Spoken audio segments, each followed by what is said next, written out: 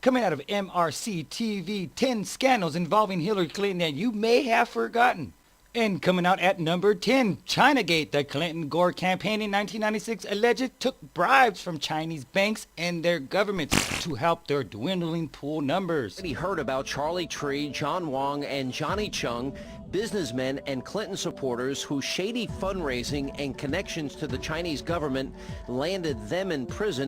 At number 9, Travelgate scandal. Kathleen Cornelius, a 25-year-old cousin of Bill's, was allegedly promised the position of director of the travel office. Hillary Clinton then indirectly fired 7 employees from the United States Travel Office and replaced them with associates from Arkansas. Absolutely agreed. You shouldn't be voting the sex of the person or the color of the skin or anything like that. So I take it you're not supporting Hillary Clinton? No, absolutely not. In at number 8, Whitewater Scandal. Hillary and her husband were partners in a shady real estate development firm called Whitewater Development Corp. In Arkansas. Accusations of impropriety against the Clintons and soon others surfaced regarding improper campaign contributions, political and financial favors, and tax benefits. And Mr. Stevens has said that to a certain extent they feel you've brought this on yourselves, the two of you, but because of campaign statements about a decade of greed and just things that they feel, in their words, make it look like hypocrisy.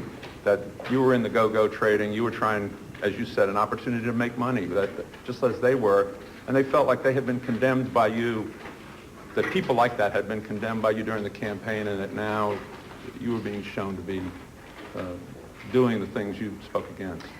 Number 7, Vince Foster Jr.'s mystery. Questions cloud the suicide of Vince Foster, former colleague, friend, and White House aide of Hillary, who had connections to Travelgate and Whitewater scandals. Chapter 8, The Mysterious Death of Vince Foster, Part 1. Foster served as Deputy White House Counsel during the first Clinton administration for 6 months before his death. Squeezing in at number 6, Filegate scandal. Craig Livingston, director of the White House's Office of Personal Security and Property Access, FBI files on several hundred individuals. Mrs. Clinton called it a completely honest bureaucratic snafu. That's a simple question. I believe I was hired by Mr. Kennedy. As I recall it, Miss Christine Varney said it was Mr. Foster. Miss Cheryl Mills. Miss Mills said it would be Mr. Kennedy, the person which ultimately became Mr. Kennedy. Miss Mills did not tell me it would be Mr. Kennedy. I believe I worked for Mr. Kennedy, so it seems a little more mysterious than it sounds. Number 4, Lootergate. Bill and especially Hillary started to ship White House furniture to their personal home in New York. The Clintons claimed that they were donated, but that only some were proven to be donated and meant to stay in the White House after contacting the manufacturers. The Clintons returned some of the furniture after pressure was put on them to do so. Reading in the paper yesterday, and this is what happens in these long campaigns. You get the... Yes. Well, you know what? I won't hold you on here any longer. Rolling in at number 4, drug dealer donor scandal. Convicted drug trafficker George Cabrera apparently made such a big donation to the Clintons campaign that he was invited to the White House without Secret Service even present. Number 3, Ponzi scheme and political favor scandal. Norman Hsu was a convicted pyramid investment promoter and a major Democratic donor. He contributed an undisclosed amount to the Hillary Clinton's campaign in 2008. I was surprised, like everyone else who knew him, and I think he's done the right thing, turning himself in. Senator Clinton's campaign christened Hsu a hill raiser for all the money he generates. Yes, we came, we saw, he died. And at a close number 2, Benghazi Gate. We had 4 dead Americans. They'd go kill some Americans.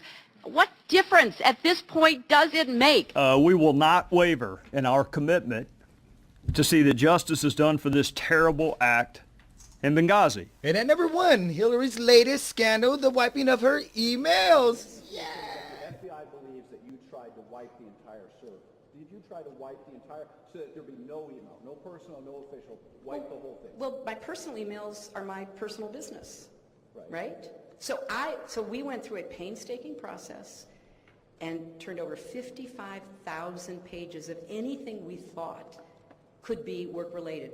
Under the law, that decision is made by the official. I was the official. I made those decisions. And as I just said, over 1,200 of the emails have already been deemed not work-related. Now, all I can tell you is, in retrospect, if I'd used a government account and I had said, you know, let's release everything, let's let everybody in America see what I did for 4 years, we would have the same arguments.